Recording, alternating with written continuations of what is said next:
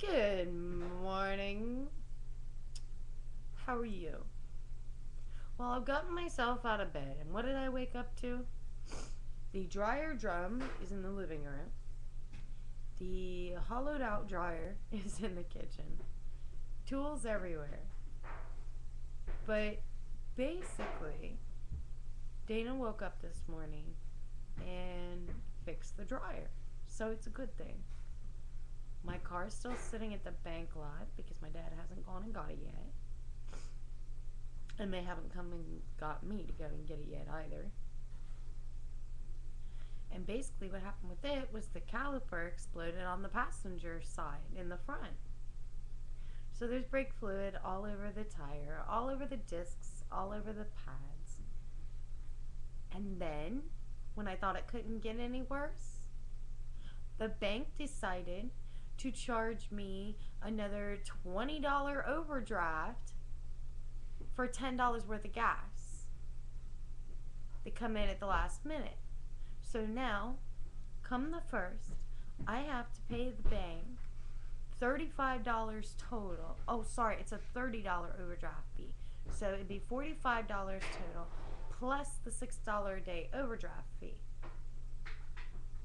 Want to use a good bank? Don't use Community Bank. I mean, it's not their fault that they have overdraft policies, so I'm not mad at the people at the bank in Nelsonville. I'm mad at the Community Bank of Gloucester. Because if you're more than $5 overdrawn, they charge you $30 per item. Why am I mad at this policy? Here's why. They give you a checking account, okay? And that checking account comes with a credit feature. Why are they going to turn around and give you credit if they're only going to charge you $30 extra to use that function, even if it's for one day? Literally, if you charge it on a Sunday and you go back Monday before 4, they don't charge you, right? But after 4 o'clock, there's a $16 fee, $15.99 fee for being overdrafted. Then, right, then they charge you with the overdraft fee of $30 per item if it's after 4, plus after 5 days of being overdrawn, it's $6 a day. The bank's making a freaking killing. And I'll tell you something else. Gas prices, okay? Like, seriously. $3.89 a gallon for gas. $3.89. Yeah. Almost $4. It's actually getting to the point where it's going to be more expensive for gas than it is for my cigars. My cigars, you can see it right there, are $1.99 a pack. $2. Now, this makes me sound really old, but I totally remember the summer of 99 cents. Okay, in 1999, everything, gas, food, drinks, all went down to 99 cents. Okay, for gas, it was 99 cents a gallon. At Sonic, you could go and get a Route 44, which was 44 ounces for 99 cents. It was a giant slushie. I loved it. Their chili cheese dogs were 99 cents. Okay, at McDonald's, you can still go and get, like, the dollar menu, but there's no 99-cent items. Whatever happened to people charging 99 cents for stuff?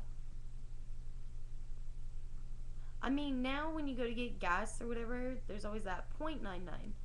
But nobody charges exactly 99 cents anymore for anything. Thanks to tax and the economy and all that, nothing is 99 cents anymore. I always thought it was cool because a lot of people use the slogan, get such and such for under $1, right? Oh, am I the only one that's bothered by those signs on the road with pictures of deer and bicycles and rocks falling? I know they're there to warn you, but do you ever get bothered by those? Like you're driving down the road and you're like, the deer sign. Seriously. Every time me and Dave see one now, when we drive past it, the first thing he says under his breath is, no, but they do recognize pictures of themselves. Because ever since we listened to that Bill Engvall routine where he's talking about him and his wife arguing about the deer sign, and the rock falling sign bothers me because if they knew that the rocks were falling, right? Why didn't they take the time to clean up the hillside? Like take out the big boulders, right? Same way as like when they show the bicyclist signs, right? We're not blind. There's a bike path there. We know it's there. We know bikes travel on it. So why do they think that we're stupid? So they have to put a sign there to show that there's a bike path there when you can clearly see the breaking points on each side of the road for the bike path. Which is just like, okay, on Court Street, they're not supposed to bicycle, roller, skate, skateboard, all that crap on the sidewalk. But yet there's a sign that says that the motorists are supposed to give way to bicyclists. But is it in the street? No. The give way to bicyclists sign, which just says give way and shows a picture of a bike, you guessed it, is on the sidewalk.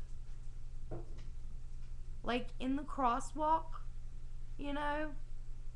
Like not on the sidewalk, but like between the sidewalks. You know what I mean? Like here's the sidewalk, here's the little walking lane, here's the sidewalk. Painted on that walkway is a big yellow sign that says give way to, and it shows a picture of a bicycle. But the bicyclists aren't supposed to be in the crosswalk. Does that make any kind of sense? Because it doesn't to me. Oh, and the last thing that doesn't make sense that everybody out there can appreciate, if a guest can't speak, then why kick them? Because they can't say anything. And if you're offended by the name, why are you worrying about it? It's just a name on a screen. Like, I'm sorry. Okay. Everybody on Blog TV that has an account, a legitimate account, is a person. They have feelings behind this screen. They have thoughts, opinions, ideas, and all that. And yes, I know guests have the same thing.